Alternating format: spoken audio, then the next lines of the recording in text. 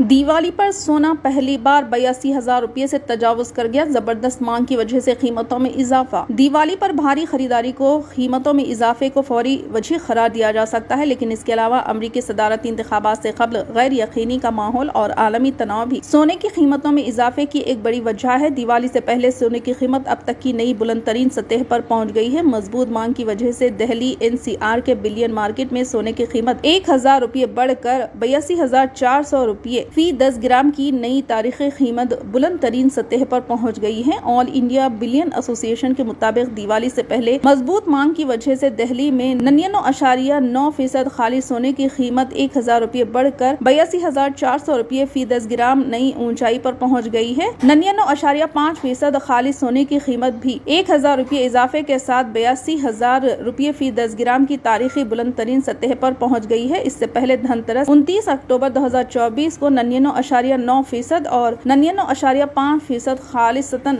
वाला सोना 81,400 रुपये और 81,000 रुपये फी 10 ग्राम पर बंद हुआ था। ताजिरों के मुताबिक सोने की कीमतों में तेजी से इजाफे की वजह दिवाली के दौरान बढ़ती हुई मांग को पूरा करने के लिए मुकामी ज्वेलर्स की जानिब से की जाने वाली भारी खरीदारी को करार दिया जा सकता है। इसके अलावा अमरीकी सदारती इंतखाबात से कबल गैर यकीनी का माहौल आलमी तनाव भी सोने की कीमतों में इजाफे की एक बड़ी वजह है। गुज़िश्ता एक साल में सोने की कीमतों में 35% इजाफा हुआ है।